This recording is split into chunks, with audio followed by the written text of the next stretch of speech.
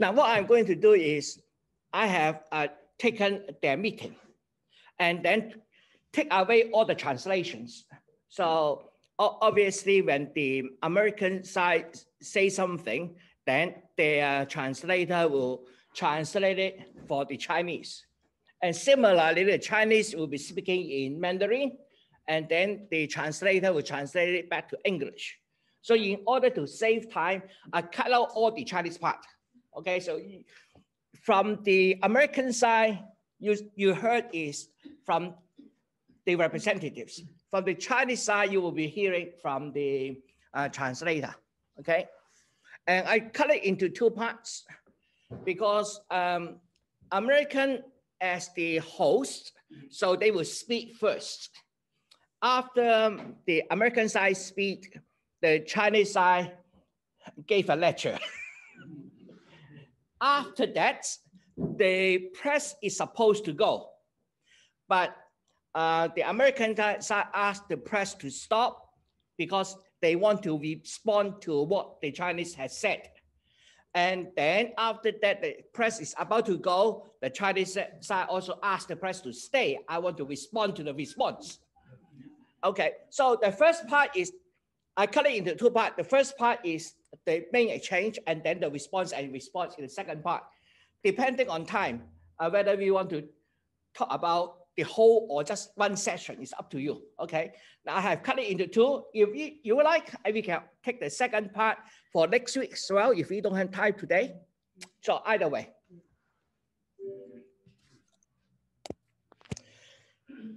Okay, this exchange is very of not common state practice. Usually when the press are there, they would just say welcome, and then the press will go. So initially they will arrange for each side to speak 2 minutes. But the opening is very blunt, especially when Mr. Blinken talked about the concerns, Xinjiang, Hong Kong, Taiwan, cyber attacks, etc. Okay, because Chinese side treat Xinjiang, Hong Kong, Taiwan as domestic issues, so it's none of your business. And another interesting is on the night when the Chinese side departs from Beijing to the meeting place, the American side announced a few sanctions on the Chinese officials. So the Chinese are not very happy. So next day we're going to meet, and tonight you are censoring some of my officials. That is not the way of treating friends, or at least have a honest discussion. So the Chinese side come in, I think is already not very happy. And then when the American side in the introduction attacked China in terms of Xinjiang, Hong Kong, Taiwan, so there was a long rebuttal. It's really, really long. Okay, so let's listen to what they actually say. Okay, the first round.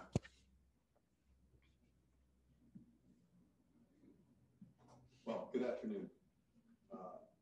Can you hear on the line? National Security Advisor Sullivan, myself. I want to welcome. No? Okay, sorry. The people online can't hear, so I have to change the sound to my laptop. Okay, we'll try again. To Alaska. Oh, that's terrific. Yeah, very good. I've just returned myself from meetings with Secretary of Defense Austin and our counterparts in Japan and the Republic of Korea, two of our nation's closest allies. They were very interested in the discussions that we'll have here today and tomorrow, because the issues that we'll raise are relevant not only to China and the United States, but to others across the region and indeed around the world.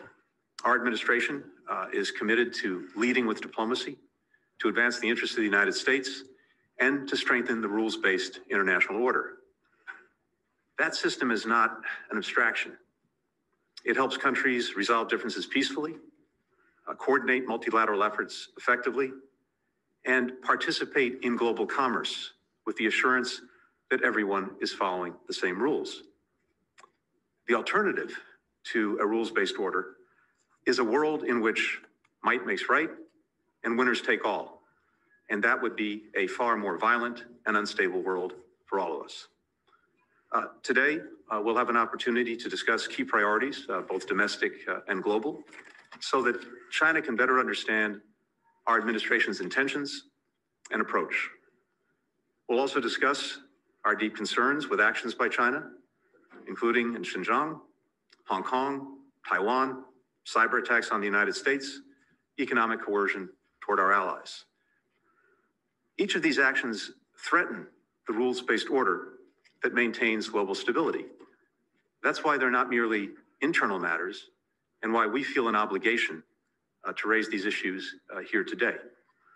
I said that the United States relationship with China will be competitive where it should be, collaborative where it can be, adversarial where it must be. Our discussions here in Alaska, I suspect, will run the gamut. Our intent is to be direct about our concerns, direct about our priorities, with the goal of a more clear-eyed relationship between our countries moving forward. Thank you for being here. Secretary Blinken laid out many of the areas of concern, from economic and military coercion to assaults on basic values, that we'll discuss with you today and in the days ahead. We'll do so frankly, directly, and with clarity. These are the concerns that are on the minds of the American people. But it goes beyond that. We've heard each of these concerns from around the world, from our allies and partners and the broader international community during the intensive consultations we've undertaken these last 2 months. We'll make clear today that our overriding priority on the United States' side is to ensure that our approach in the world and our approach to China benefits the American people and protects the interests of our allies and partners.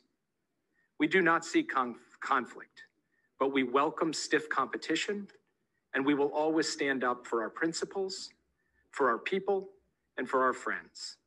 We look forward to discussing all of these matters with you in the hours ahead. Thank you.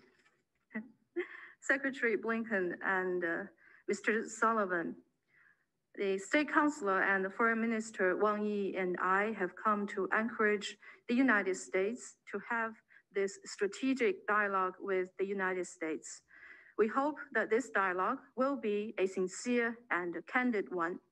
Both China and the United States are major countries in the world, and together we shoulder important responsibilities to the peace, stability, and development of the world and the region. In China, we have just concluded the Lianghui, or the 2 sessions of the National People's Congress and the Chinese People's Political Consultative Conference. During the sessions, we adopted the outline for the 14th Five-Year Economic and Social Development Plan and the long-range objectives through the year 2035. For China, we are now in a historic year where we will move from finishing the first centenary goal to the second centenary goal. And by the year 2035, China will surely achieve basic modernization. And by the year 2050, China will achieve full modernization.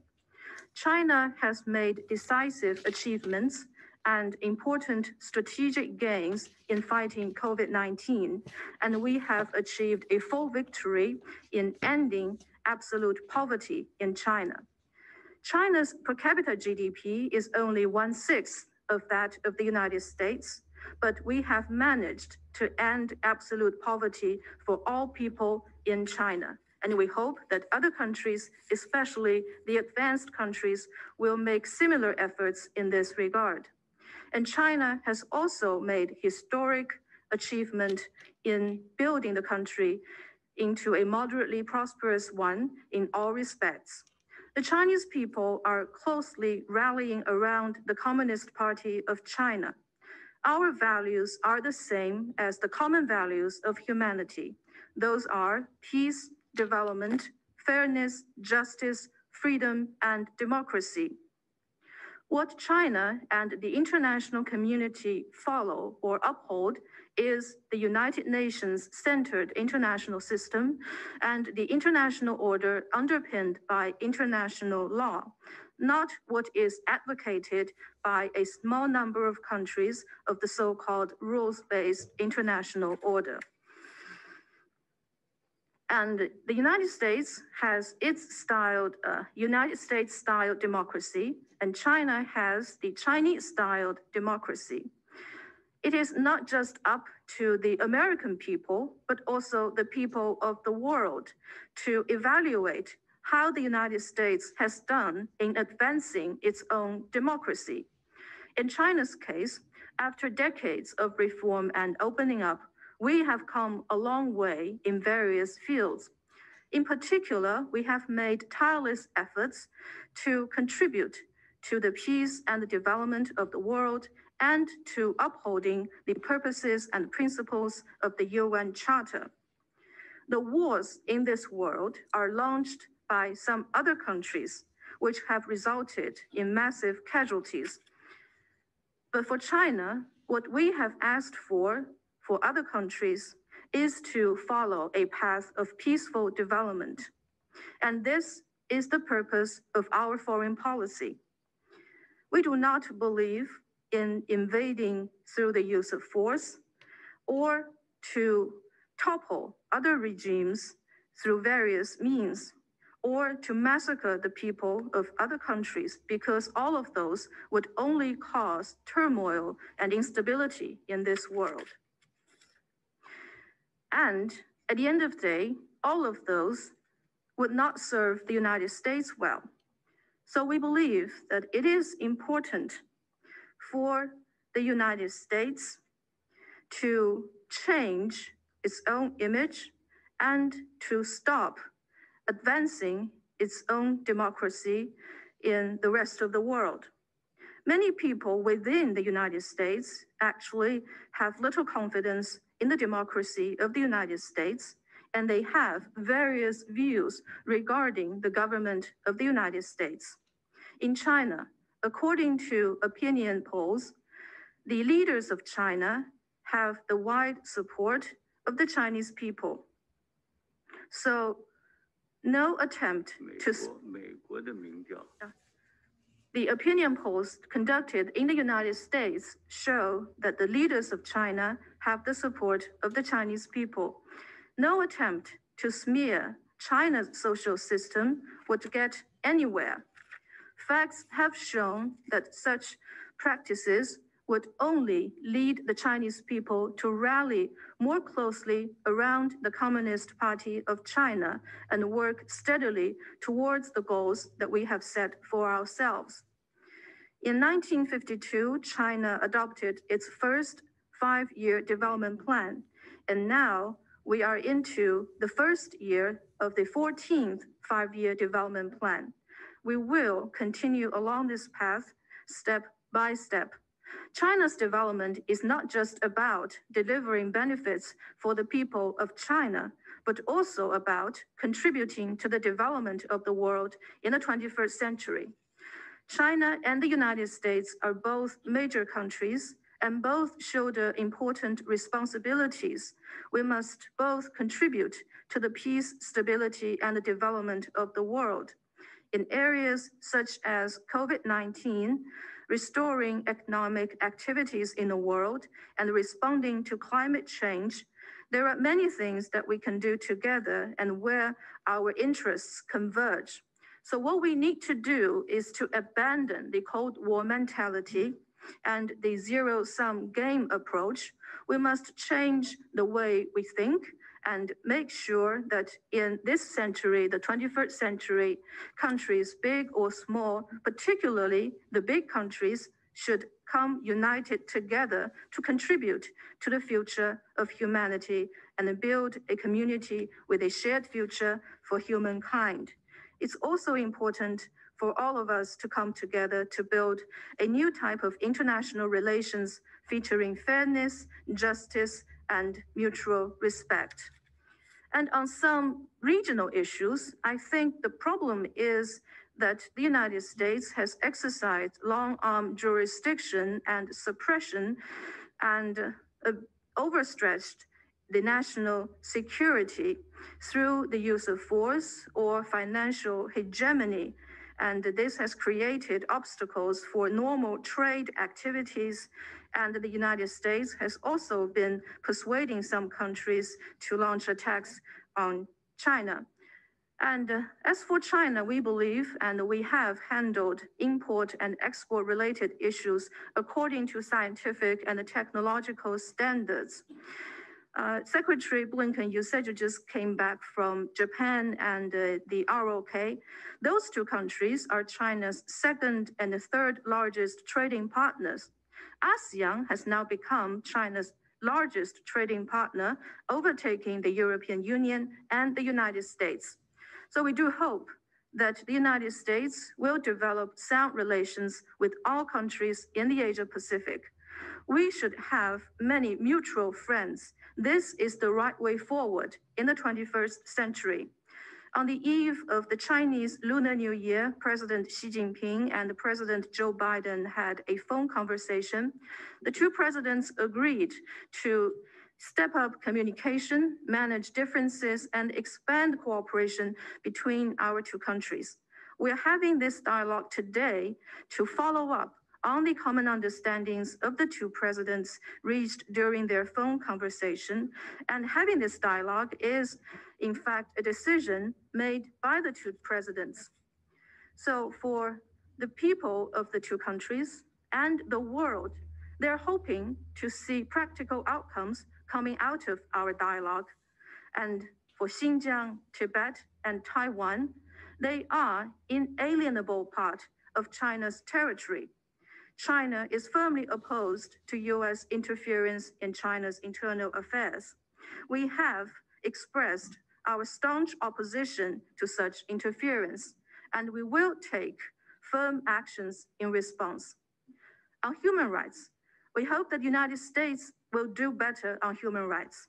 China has made steady progress in human rights, and the fact is that there are many problems within the United States regarding human rights, which is admitted by the US itself as well.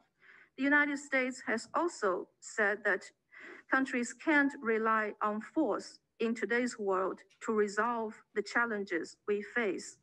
And it is a failure to use various means to topple the so-called authoritarian states.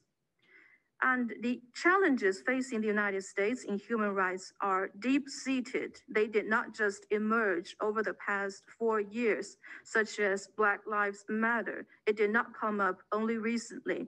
So we do hope that for our two countries, it's important that we manage our respective affairs well, instead of deflecting the blame on somebody else in this world.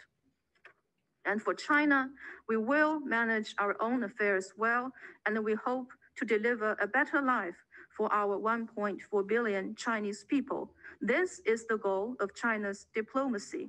And also, we will make our contribution to the peace and stability of the world. Since breaking the ice between our two countries in our engagement several decades ago, China and the United States have achieved a lot together.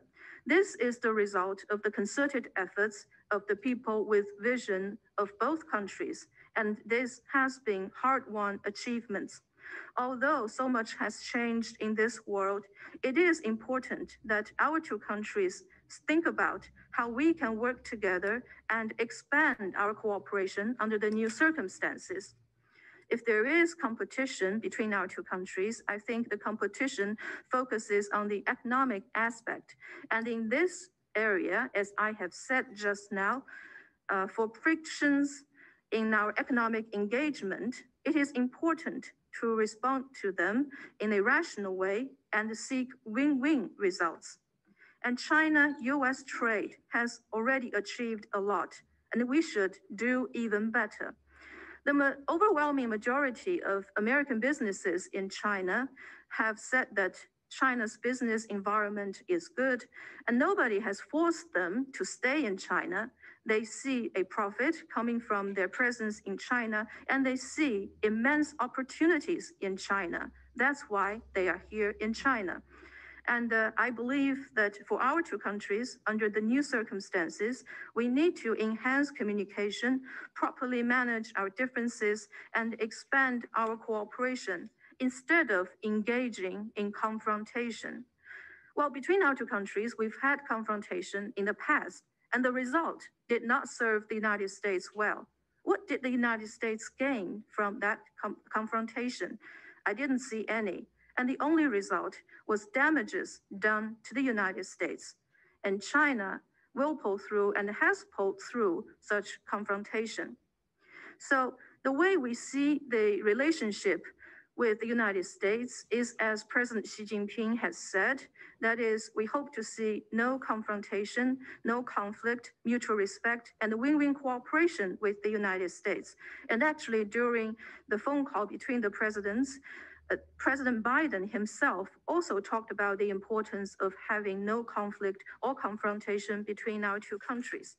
So at our level, I think it's vital that we do everything we can to fully and faithfully follow up and implement the understandings reached between our two presidents and bring back China-US relationship to the track of sound and steady growth. On cyber attacks, let me say that whether it's the ability to launch cyber attacks or the technologies that could be deployed, the United States is the champion in this regard. Well, you can't blame this problem on somebody else.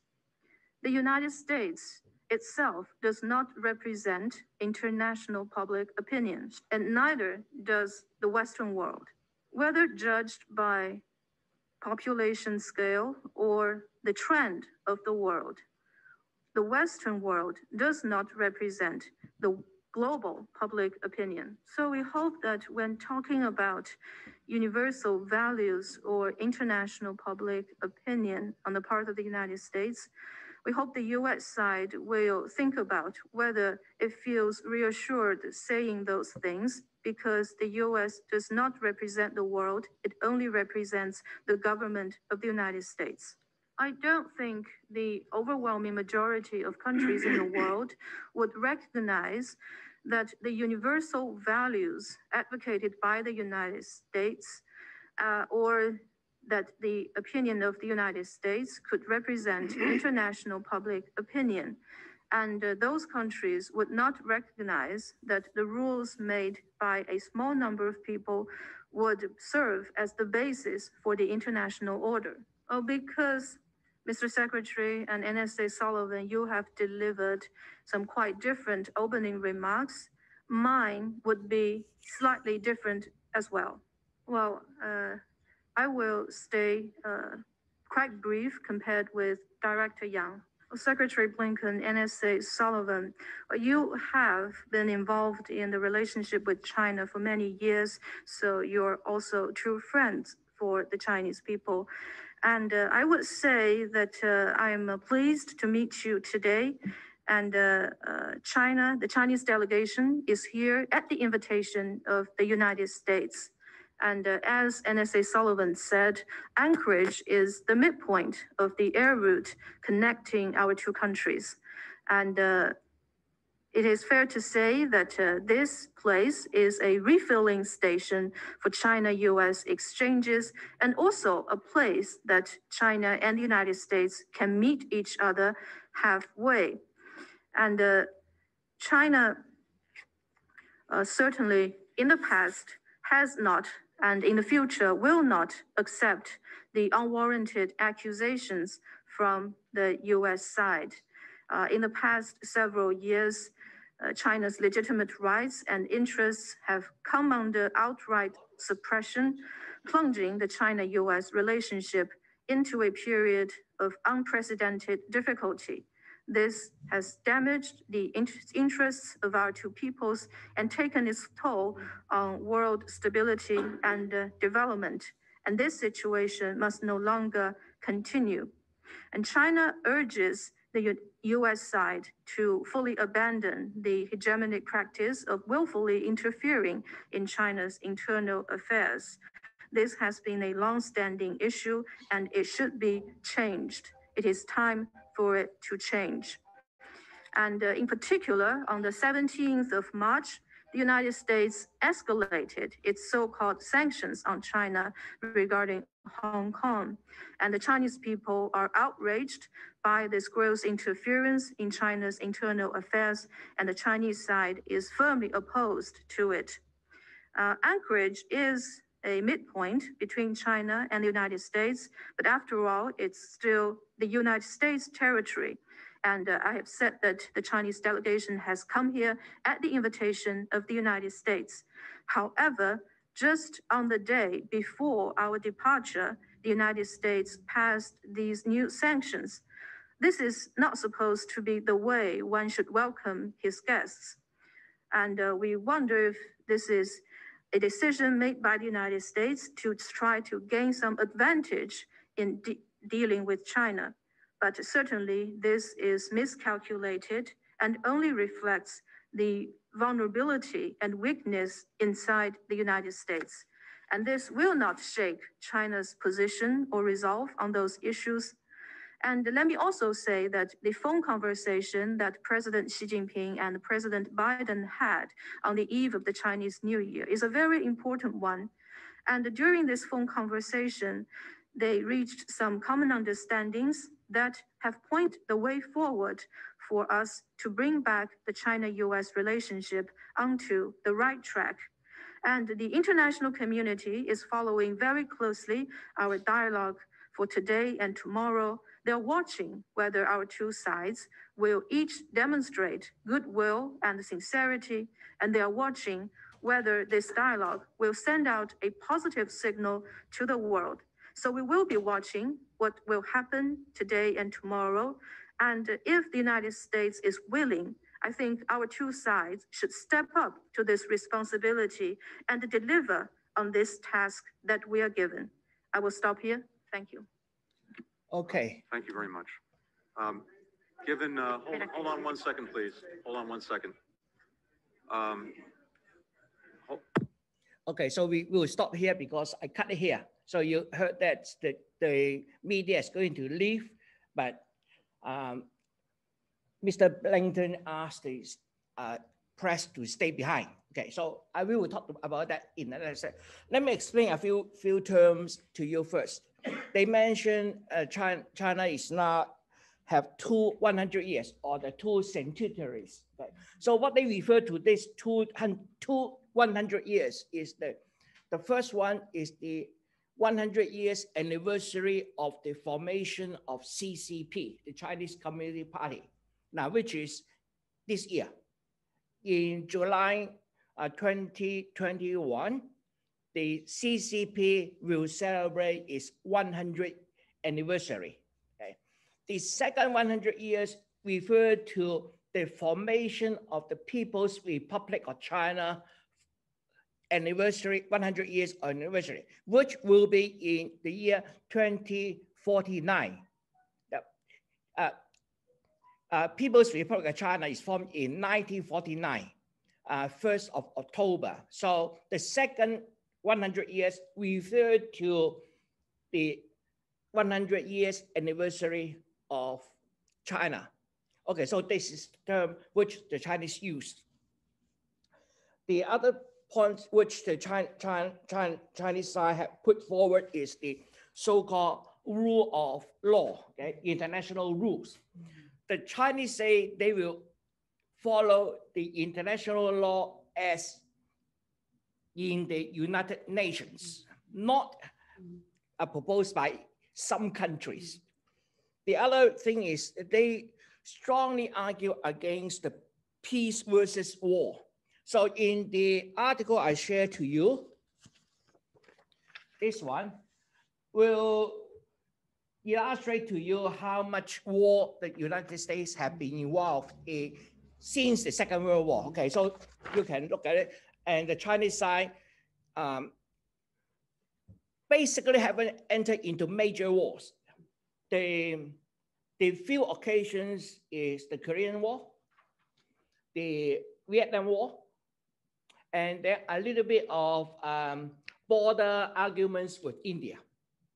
So a couple of border arguments in 60s and recently, I think it's last year or so. So yes, there are a little bit of border arguments with India, but they are the major war that China has been involved. Albert, yes. I would argue that some of the internal problems in China, such as the difficulties with the Uyghurs today, should be regarded as wars. Okay, I will open up for people to discuss. Let me just finish one more point and then we'll start our discussion, okay? The other point is about the non-interference. United States like to say regime change, changing some people's government, whereas the Chinese side use the so-called non-interference. Chinese side try to hold back from interference with other people's domestic political affairs. They don't interfere. So these are the sharp contrasts. Of course, there's a lot of other things. Okay, so let's go back to the issue you talk about the Uyghurs.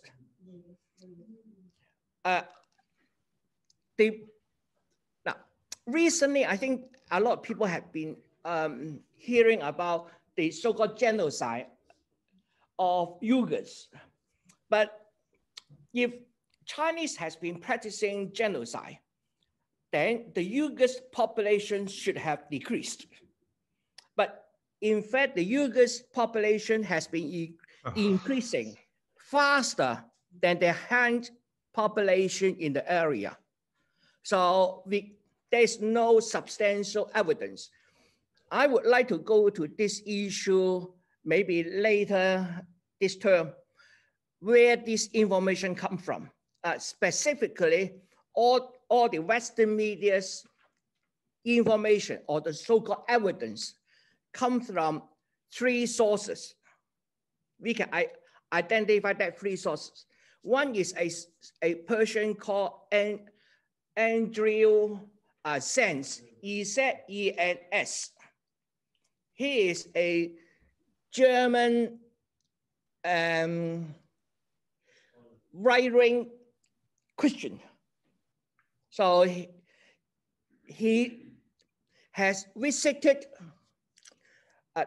Nepal once, and then he claimed himself to be an expert in Xinjiang. He himself never visited Xinjiang. So that's what I know. Another one which is leaving out a lot of this information is the Australian Strategic Policy Institute, which is our Australian right-wing think tank. So I will cover that later on. And whether there is genocide in Uyghur or stopping of religious practice. In China, they have more mosques, is that called mosques for the, than in America. The number of mosques in China is sitting around at 24,000. But in United States, it has less than 8,000. So in the past, we also see the Americans invading Muslim countries, Afghanistan, Iraq. Just on that point, yeah. The number of mosques, what's the relevance of that? Doesn't that depend on how many Muslims live in America compared to how many live in China? Yeah. So okay. Could you repeat that, please? Yeah, I will repeat the question. The question is, in terms of the number of mosques, it depends on the population of Muslims. If there's more Muslim, you will expect more mosques. If there's less Muslim, you of course expect less mosques. So maybe we should talk about the number of mosques per capita. So how many people and then how many mosques? For that one, I have to do research. I have no answer.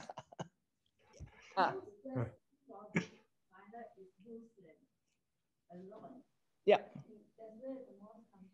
Yeah. Comparable, isn't it? You're going to compare numbers like Albert's doing, the number of mosques is relevant to the number of Muslims in the country. And if there's a billion Muslims in China, 100,000 Muslims in America, you can't compare. Yeah. That's my point. Yeah, I agree with that point. The evidence of mosques is really just indicating freedom of religion.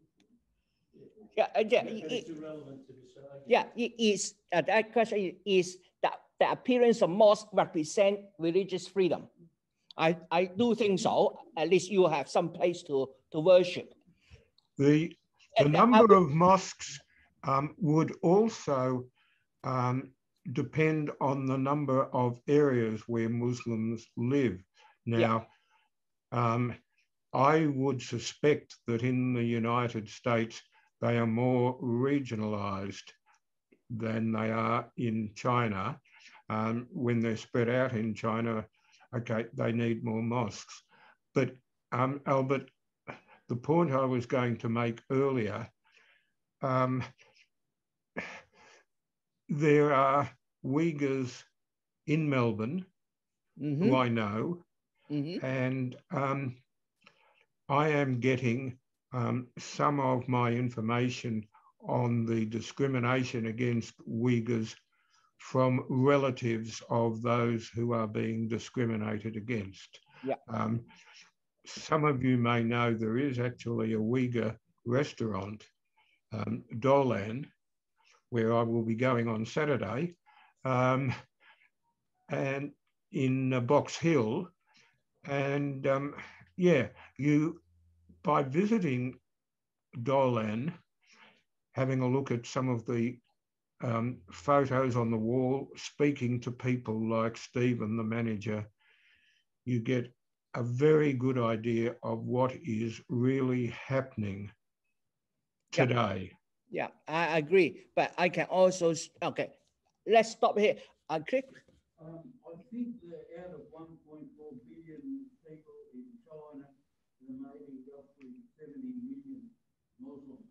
I don't know what other provinces they're in besides, I can't pronounce it, Xinjiang, Uyghur province. Yeah, I think, as I said, I will get the numbers and then show it to you next time.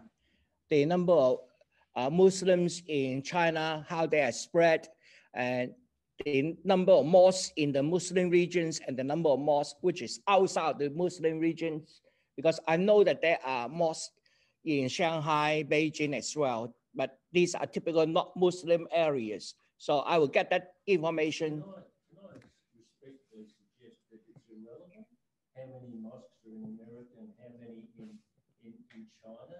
Shouldn't we be looking at what is happening with the Uyghurs in China, with the concentration camps they're setting up there, and comparing that with what's happening with the Muslims in America? Okay. That's the comparison. Okay, now the question is that we should be comparing the concentration camps in Xinjiang for the Uyghurs. So do we have concentration camps in Xinjiang? And then is there any evidence? So yes, I will answer that questions by using videos taken by foreigners, not Chinese, visiting Xinjiang. Okay, so that will be, I hope it's a little bit more neutral.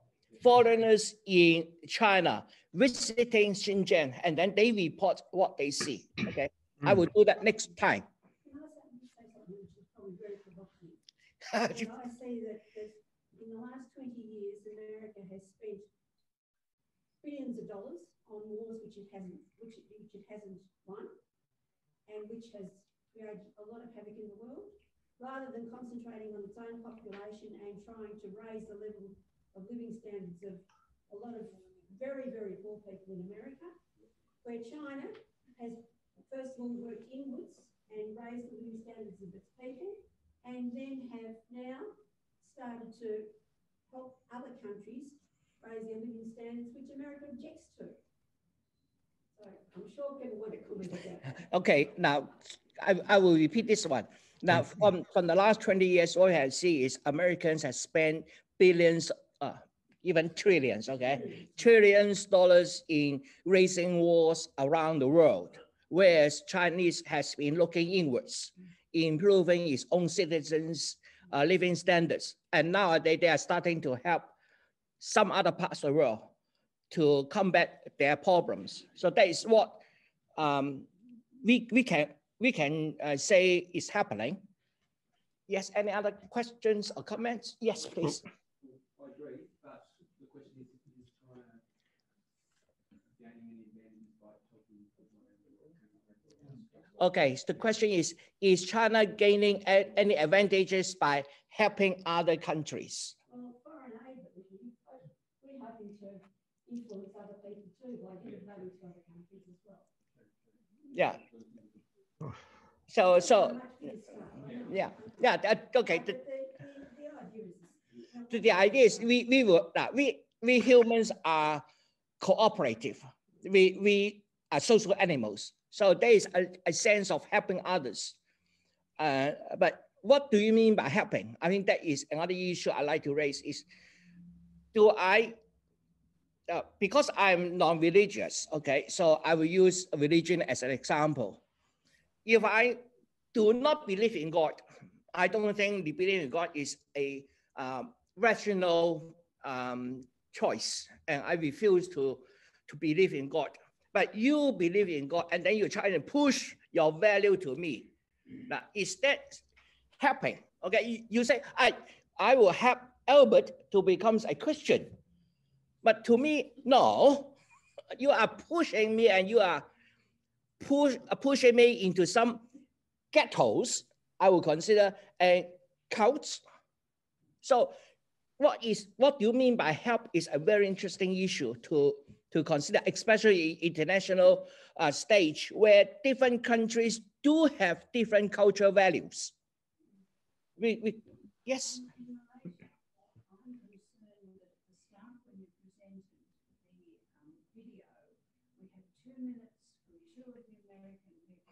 And then a long dialogue from the yeah. Chinese side. Yeah. Is there a response of anything from the American side where they give you an opportunity to speak? That is the second part. Right. That's the second round. Okay. So, but yes, I agree. The Americans, they agree for 2 minutes, but the Americans use 2 minutes and 35 seconds, something like that. Well, yeah, that's trivial. That's trivial. But obviously, the Chinese response is long, very, very long. It's totally, utterly non-diplomatic. I totally agree with you on that one. Yes. Albert, we've also got to look at belts and roads. And here we see China changing from internal politics to external politics. The whole concept of Belt and Roads is to have Chinese influence right across the world. What's wrong with that? I'm not saying whether it's wrong or right. I'm saying it's a change in policy for China. Yeah. It's interesting that this took place probably 15 years ago, and the Western world seemed to take no notice of it until very recently. It's very strange. I find it really strange. Now, there are several backgrounds about the One Belt, One Road proposal, which is started in 2011 or 12, something like that, you said? Yeah, it's Xi Jinping's idea. So Xi Jinping is now in his late second term, okay? So it's about 8 years ago, or at most, let's put it, say 10 years ago, okay? But what happened about 10 years ago?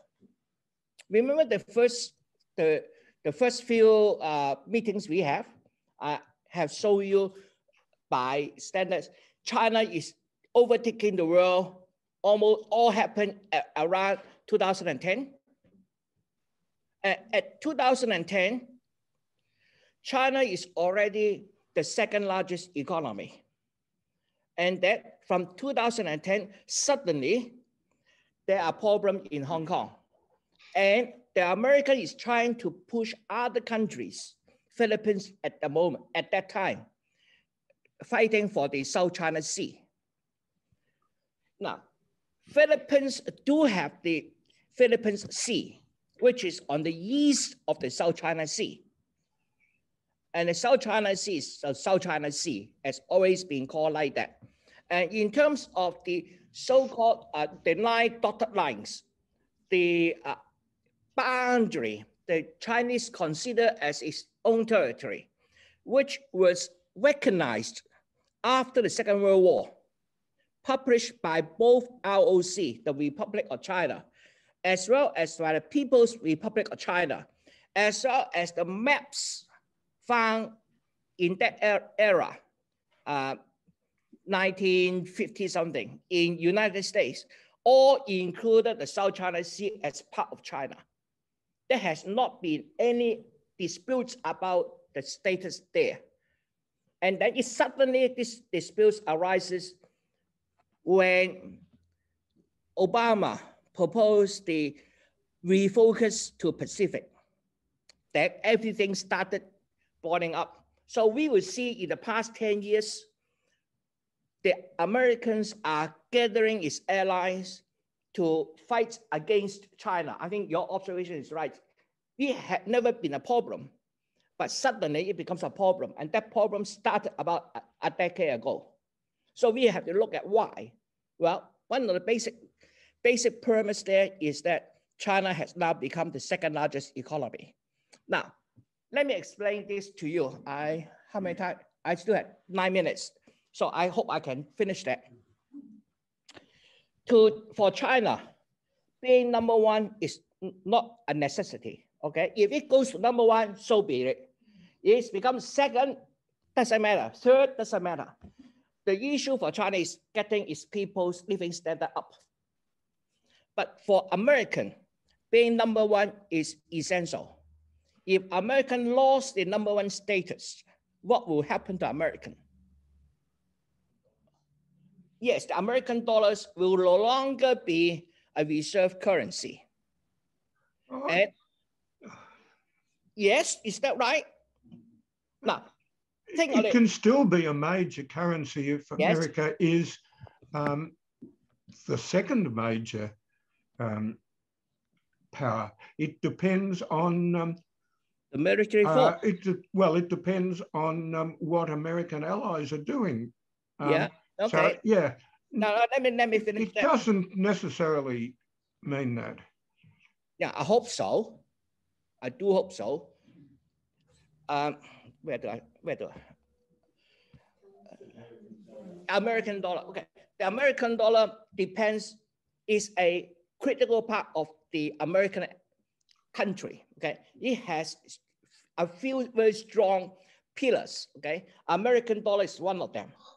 American military is another one of them. And then, of course, the American technological abilities is one of them.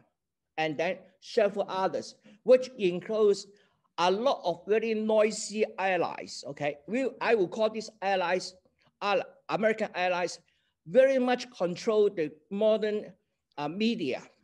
Any one of you try to read news outside of, for example, CNN, BBC?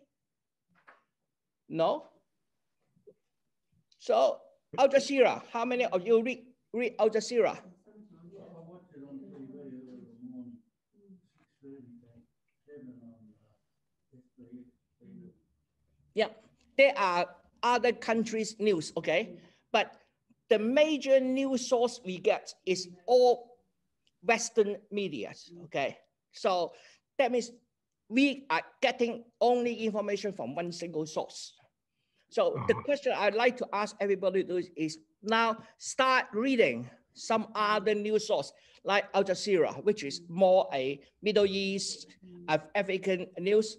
And if possible, look at some news in our region, Indonesian news. Japan news is very much Western as well. But you can listen to some Singapore news, then you will have a better understanding of the global situation. Yes, at the moment, the West control the media. So these are one of the things. What if China refuses to use American dollars for settling its trade?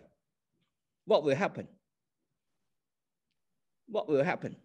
If China say, no, I don't accept any American dollars anymore for my trade. You trade with me, use mutual currency, half yours and half mine. But we don't use American dollar. What will happen? Now, the Asian countries is now the largest trading partner of China. That means Indonesia, I think these people is happy to use half their own currency and then half Chinese currency. To them, it's happy, right? And for major imports, China needs gold. Then you will say to Australia, half your currency, half my currency. No US dollars in the trade because I'm afraid US dollars will put trade sanction on me. Don't allow me to use American dollars. So I don't want to use American dollars, right? What will happen? China being the #1 largest trading partner in the world by a large margin. So China will start it, a lot of people will start using Chinese currency, right? And American dollar will shrink in terms of its influence. Today, American can just print money and buy anything they want. It is a very special status. Then people will start thinking, hey, you are printing money. Will you pay it back in real values, but not printed paper again? Make the world's major currency do change. Before American dollar, it was the British sterling pounds. Yeah. And before that, it was I think it's the Spanish. So yeah. Major currency do change. That when American loses its major currency status, just like the UK today loses its major currency standards. Remember, United Kingdom has been the largest empire on earth, but now its effects shrink. So will United States. United States is just another version of United Kingdom at the moment. It has military space everywhere. And then he's using his economic military power to control the world. But what if somebody say, no, I don't want you to control me? To American, then its American lifestyle of like living will change. So he can't manage to lose its #1 position. But China's point of view, I have never been #1 anyway in the last 300 years. I have been surviving. I'm not eager to become #1. But because the sheer population size and the policy Chinese government has been put in place for its own people, its economy is rising up. We can see that. So it will overtake American in no time at all, maybe in our lifetime. No, I think it will.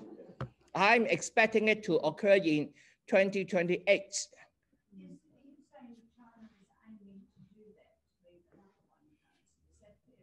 No, China is just inward looking and trying to improve its own citizens' living standards.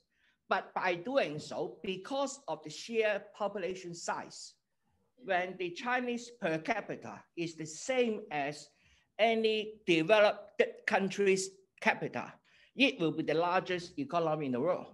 It will be, because it is the largest country by population.